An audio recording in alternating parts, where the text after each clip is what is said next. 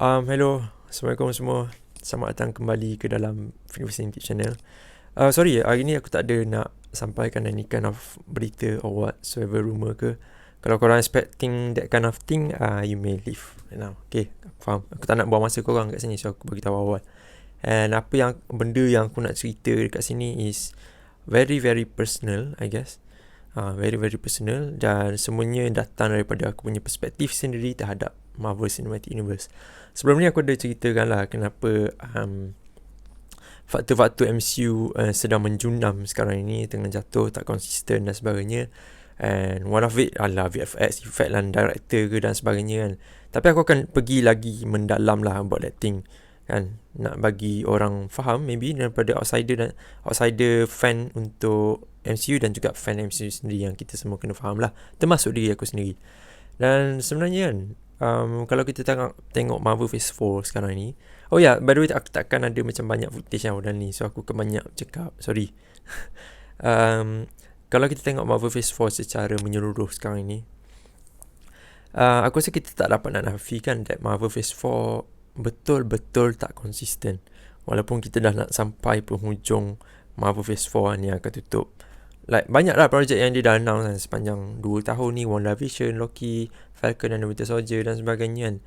But still the problem is there, masih tak hilang-hilang sampai sekarang. Dan adalah beberapa faktornya, dan CGI is not one of them. CGI is one of the important things untuk membikin ataupun untuk membuat filem superhero kan. Sebab yelah, kau nak buat terbang sana sini perlukan CGI dan sebagainya.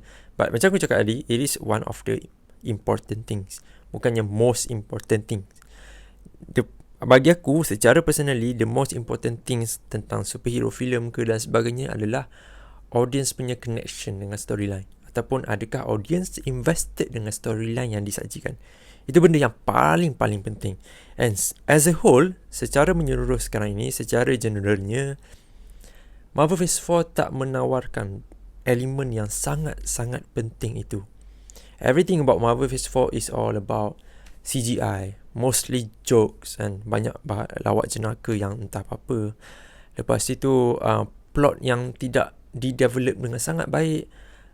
Dan bagi aku rasa banyak faktor about this thing. Dan selepas tu ada juga storyline yang very very cliche. Filem yang tak sampai hype-nya. Benda-benda macam tu lah. Okay, and one of the thing is yang aku dah mention tadi adalah filem ataupun series yang very very cliche.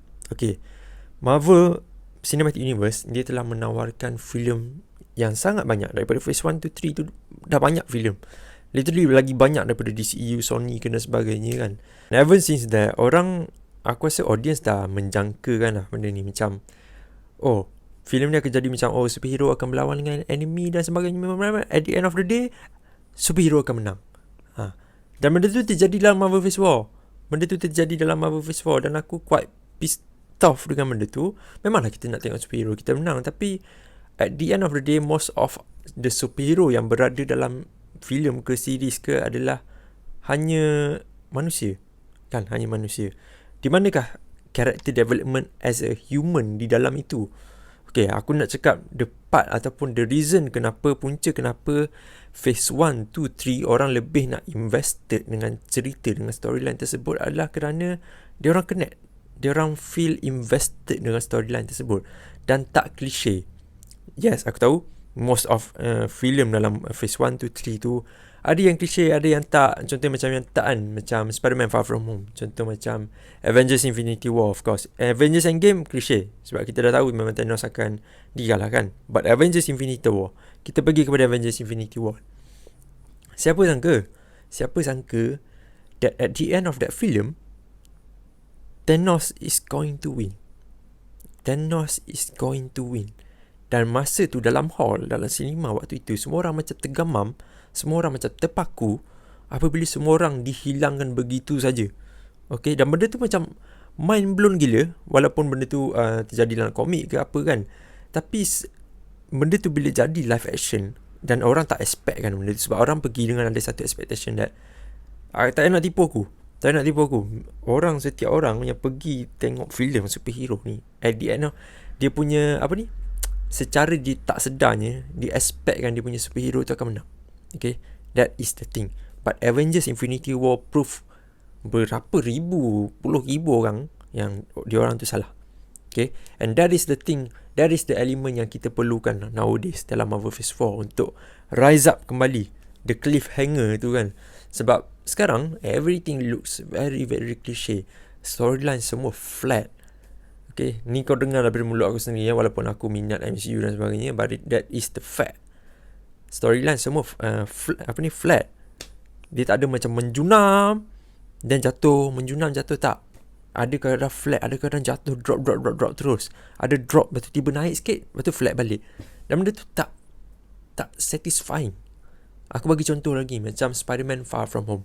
Aku tak boleh nak brain dengan orang yang cakap, ada orang tanya aku sebelum ni, oh bro, bila berapa rating untuk Spider-Man Far From Home? Lepas tu aku bagi 8.5. Lepas tu cakap, oh patutlah kan. Lepas tu macam bagi dia ni macam Spider-Man Far From Home itu macam one of the joke film lah. But for me it's not, because aku invested dengan storyline tersebut.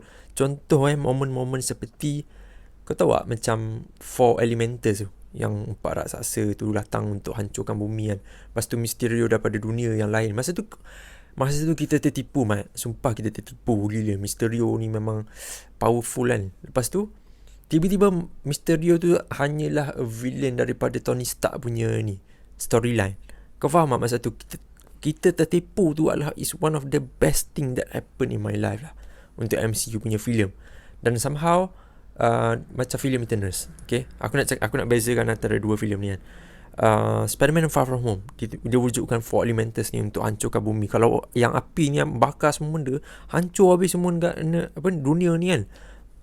Lepas tu dia tipu. Dan benda tu sangat-sangat simple. At the end of that story, dia punya core story tu bukanlah pasal Four Elementals untuk hancurkan bumi. At the end of the story, ianya adalah sebuah perjalanan Peter Parker untuk menjadi lebih matang as a Spider-Man. Itu saja. Dan benda storyline tu sangat-sangat simple, tapi cara penyampaian diorang tu is sangat-sangat unik. Okay?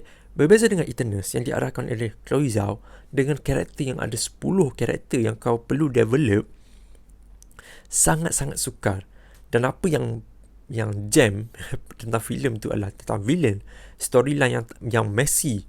Okay? Karakter development yang tak dapat penuh. Contoh macam Cersei dengan Ikaris, percintaan diorang berdua tu. Why kita sebagai audience perlu ambil kisah pasal dia punya cerita love story? Kau faham? Kenapa kita perlu emotionally invested dengan dia punya relationship? Sama seperti Steve Rogers dan juga Peggy pada waktu dahulu, dan juga Tony Stark bersama Pepper Potts. Kenapa kita lebih menyukai those kind of couple instead of this? Kau faham tak maksud aku? Bermaksud dekat sini, penyampaian dia punya storyline itu tak sampai ke audience. Dia sama, aku nak bezakan dengan filem Eternals juga. Eternals, Gilgamesh dengan Tina kan? Gilgamesh dengan Tina, orang lebih menyentuh hati apabila Gilgamesh itu mati. Okay? Berbanding dengan Cersei dengan Ikaris ni, orang tak kisah pun apa jadi dengan kau. Kau faham tak maksud aku dekat situ? Maksudnya dekat sini, most of directors dalam Marvel Phase 4 ini, dia tidak mempunyai storyline yang sangat-sangat solid. Tapi filem Shang-Chi prove me wrong. Sebab tu aku keep on, kalau aku nak lawan dengan anti-MCU ke apa, aku akan gunakan Shang-Chi, aku akan gunakan Loki. Tapi at the end of the day, kita tahu most of project dalam Marvel Phase 4 is flat. Okay, it's really really flat. Itu jujur lah aku cakap, it's really really flat. Shang-Chi, filem Shang-Chi, apa yang best tentang filem Shang-Chi is finally somehow aku dapat rasakan macam, oh okay, this Shang-Chi filem membuatkan aku teringat a moment of Phase 1 to 3 punya moment. Solo punya karakter, solo movie, tapi stand very very well. Sebab apa? Sebab dia lebih menekankan karakter Shang-Chi dan juga bapak dia. Itu adalah konflik yang besar dalam filem itu. Yang pasal naga apa semua tu, bagi aku macam side effect lah. Kalau ada orang suka, ada orang suka. Tapi the konflik di antara bapak dia ni, yang dilakonkan oleh Tony Leung, bapak dia dengan Shang-Chi, Simu Liu ni, itu adalah core yang sangat-sangat penting. Dan orang tak sabar untuk melihat Shang-Chi yang kedua. Sebabkan mana ni? Okay, aku bagi contoh Marvel Phase 4 series Miss Marvel Miss Marvel tu somehow aku tak emotionally connected dengan dia. Walaupun aku bagi dia rating 8/10 sebab finale ke kan. But somehow aku tak find out macam karakter ni penting ke siap bagi aku. Adakah contoh one day kalau Miss Marvel masuk The Marvels dan sebagainya ke kan, yang Avengers ke kan, kalau dia mati, contoh kalau dia mati, aku akan sedih ke dengan karakter ni. Sama macam aku sedih dengan Black Widow. Black Widow tak ada power pun, Mat. Black Widow tak ada power. Dia jatuh mati macam tu, tapi aku menangis. Aku menangis lah wayang. Maksud aku sayang karakter tu dalam Marvel Phase 1 to 3. Aku sayang karakter tu sebab aku, walaupun Black Widow masa tu tak ada solo movie, tapi kita invested melalui Captain America, Winter Soldier kan. Masa tu ada moment Natasha Romanoff dengan Steve Rogers, like a lot of thing dah develop daripada Phase 1 tu untuk pergi kepada Avengers Infinity War.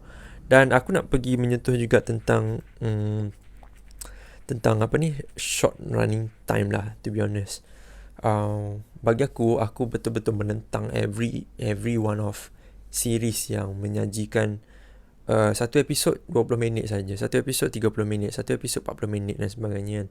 Kau faham tak? Macam apabila kau tak bagi satu running time yang panjang kan, satu running time yang panjang, director ni yang aku dah perasan pattern dia akan buat sambil lewa. Serius tau, dia akan buat sambil lewa. Dia boleh cakap macam, ni Disney bagi kita orang running time sikit, so macam mana kita orang nak cerita banyak. Betul juga apa yang contoh dia orang tak cakap lah pasal benda tu kan, tapi itulah masalah utamanya. Kenapa kau buat running time sangat sedikit untuk series ni, sedangkan series ni tujuan dia adalah untuk untuk mencapai potensi penuh karakter tersebut. Itu aim dia. 1 jam fokus on that character only, fokus on the storyline, bagi storyline tu solid, kokoh, tak goyang. Itu dia punya faktor utama nak bagi punca series ni. Tapi ni kalau kau bagi series, lepas tu bagi 30 minit, lepas tu 6 episod je, Mat. Mostly Disney punya MCU punya ni 6 episod je. Apa yang kau nak develop 6 episod? Dan benda ni sangat-sangat suka, even for the director itself. Aku tak tahu benda ni ada restriction daripada Disney kepada MCU ke cakap, kau boleh nak buat series tapi beberapa minit sahaja ke apa. Aku tak tahu. Okay, kalau ada bagi tahu aku. Itu menjadi salah satu punca utama lah untuk director berkreativiti. Okay, tapi tak boleh juga. Kenapa series Loki tu stand out very well adalah contoh macam aku cakap tadi lah, tak klise. Storyline dia sangat solid pasal Loki, Loki punya penceritaan sangat solid. Kenapa siri-siri yang lain ni, termasuk She-Hulk sendiri, tak dapat buat sama macam Loki? Aku tak cakap daripada scale multiverse. Aku cakap banyak kali, Loki punya series tu, dia punya multiverse element sangat-sangat solid. Tapi dia punya storyline tu pun solid. Dia punya character development pun bagus dekat situ. So apa lagi dekat sini? Yang very stand out untuk Marvel Phase 4 hanyalah Shang-Chi. Spider-Man No Way Home aku tak nak cakap lah, sebab itu memang fan service punya filem. Shang-Chi, Loki, series animasi What If, Moon Knight pun kalau boleh aku nak lebih lagi, tak perlu buat season 2 pun. Dia macam Daredevil Born Again tu yang akan datang 2024 nanti. Dia ada dalam berbelas episod. Habis tu berbelas episod nanti dia akan buat runtime sikit juga ke? Aku tak tahu. Okay, tapi kalau runtime sikit dalam 45 minit, 16 episod contohnya, benda tu diterima. 16 episod banyak tu, Mat. Tapi ni kalau 6 episod, apa yang kau boleh buat? Contoh macam filem Eternals tu, tak perlu langsung ada movie macam tu, sebab banyak bongok karakter yang kau nak develop. 2 jam tak cukup. Inilah problemnya di dalam MCU. Dan juga one of the thing yang aku nak sentuh pasal director punya ni lah. Director punya pemilihan scene, decision making lah, to be honest. Dan juga writer sendiri. Macam filem Black Widow tu, dia punya CGI pun teruk, CGI dia teruk, tapi storyline dia agak kukuh. Tapi ramai tak suka sebab sebabkan CGI. Tapi filem-filem lain macam Eternals, Chloe Zhao ni kan, lepas tu apa lagi, Doctor Strange, Sam Raimi, Doctor Strange Multiverse of Madness, walaupun filem tu fresh, bringing the horror element dan sebagainya. Tapi kita ingat ini adalah Marvel film, MCU punya film, bukan filem hantu. Horror element tu untuk side element boleh, side bukan main, itu boleh. Tapi dia buatkan horror element tu jadi one of the main thing dalam filem tu, which is spoilkan aku. Dan Multiverse of Madness supposedly jadi one of the best film untuk tahun ni. Maybe selepas Black Panther Wakanda Forever ataupun sebelum Black Panther Wakanda Forever. It should be like that. Tapi selepas Doctor Strange Multiverse of Madness tu, aku tengok, aku terus drop moral aku untuk Marvel. Serius tak, moral aku memang jatuh selepas Doctor Strange Multiverse of Madness. Sebabkan dia tak boleh nak cakap macam kau kena expect rendah ke. Orang memang akan expect tinggi. Sebab kita semua ni yang berada sekarang ni adalah orang yang hidup selepas Avengers Endgame punya effect. Okay, dia dah wujudkan satu sentimental value yang sangat tinggi untuk Marvel punya filem, Marvel punya produk. Okay, tak cakap lagi dengan orang yang dah tak tengok Marvel selepas Avengers Endgame habis. Okay, sebab apa? Sebab Captain America tak ada, sebab Iron Man tak ada. Bagi aku itu point ataupun itu adalah stand up yang benar juga. Sebab yelah, kau tahu tak, dia dah invested dengan karakter tu, and finally karakter tu dah mati, tapi cerita perlu diteruskan. Orang yang nak teruskan. Aku tak boleh cakap orang yang nak teruskan ni adalah true Marvel fans, tak. But my point is, Marvel Phase 4 ataupun Marvel Cinematic Universe somehow kena ubah benda ni. Literally kena ubah. And dengan kemunculan macam Kim K ke Tom Hanks, tak dapat ubah apa-apa pun. Alright, to be honest, Marvel somehow kena pergi menyentuh balik, kena buat research balik untuk untuk improvise. Like a lot of things yang kau kena improvise. Aku tak ingat sangat pengarah-pengarah yang dahulu, tapi antara pengarah sekarang yang aku rasa boleh menyajikan elemen yang sama seperti dahulu adalah Destin Daniel Cretton, pengarah kepada filem Shang-Chi, yang mana akan mengarah filem Avengers Kang Dynasty. Okay, cara dia direct, cara dia menyampaikan cerita itu sangat-sangat bagus. Ada flaws sedikit, yang Part Naga tu aku kurang berkenan sikit. Tapi overall untuk story arc Shang-Chi is very good.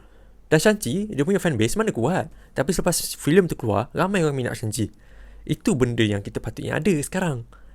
Daripada series Miss Marvel ke, She-Hulk sendiri ke, Hawkeye filem series yang paling drop bagi aku. Untuk membuatkan fanbase Kate Bishop ni naik, kau perlukan something yang daripada phase 1 to 3. Okay, kau kena refer balik projek-projek kau yang dahulu. Serius. Kalau tak, sebab sekarang ni Marvel Cinematic Universe dia tak ada musuh kan, so dia boleh buat apa saja dia nak. DC pun tak stand out, Sony pun tak stand out. Inilah masalah utama dia. Dia tak ada musuh, so dia boleh buat apa saja. Aku nak letak Megatis lain, aku nak letak Kim K, lepas ni aku nak letak Selena Gomez. Contoh macam tu kan. Dan somehow dia tak sedar, dia macam duri dalam daging lah. Somehow dia tak sedar, tiba-tiba dia dah jatuh lah nanti one day. 10 tahun maybe, Secret Wars ni je ke Secret Wars? Even dalam Marvel Phase 4 orang cakap, awal lagi. Marvel Phase 1 pun macam ni ingat dulu, tak. Marvel Phase 1 dulu muncul, mana ada filem yang gempak macam ni sebelum tu? Tak ada. So, itu adalah sedikit luahan aku lah about Marvel Phase 4 as a whole. Secara general saja. Ambil kau dah belah-belah minit aku borak. Siut lah. Ni memang orang tak tengok. Siut kalau borak panjang ni, tak apa. Ya, tengok lah. Tapi that is the fact yang kita perlu accept lah sebenarnya. Kalau korang subscribers aku kan macam deny benda tu, aku rasa tak, there is no need untuk deny pun, sebab itu benda fakta kan. Dan some of you guys juga ada benda agak issues yang nak cakap pasal karakter perempuan yang some kind of memonopolikan MCU nowadays. Tolong aku minta tolong, jasa baik, tolong. Dalam komik pun ada karakter perempuan. Okay, aku tahu that most of women ataupun perempuan yang mendapat superhero, yang menjadi superhero dalam Marvel Phase 4 sekarang ini, basically dapat daripada dia punya main superhero. Contohnya macam Hawkeye daripada Kate Bishop daripada Hawkeye. Lepas tu She-Hulk daripada Bruce Banner kan. Contoh macam tu lah. Tapi bagi Chan lah, dalam komik tak ada pun isu macam ni. Bagi Chan, diorang nak muncul dalam live action punya filem, punya franchise, bagilah waktu ni perempuan nak conquer pun tak apa. Sebab in the future banyak lagi karakter yang akan muncul. Ghost Rider, apa ni, Nova. Nova. Banyak lagi karakter yang akan muncul, lelaki, perempuan. So far setakat ini je. Terus kau nak namakan MCU agak-agak lah. Kau support MCU tapi at the same time kau bahan juga. Jangan macam tu. Jangan nampak yang diri kita ni kolok sangat, faham tak? Yang semua benda harus lelaki yang buat. Habis tu perempuan ni tak ada function kat dalam dunia.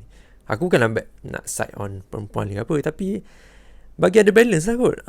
Kenapa orang terima Pepper Potts pakai suit iron masa Avengers Endgame? Kenapa sekarang orang lain nak jadi superhero, korang petigai kan? Benda-benda macam tu lah.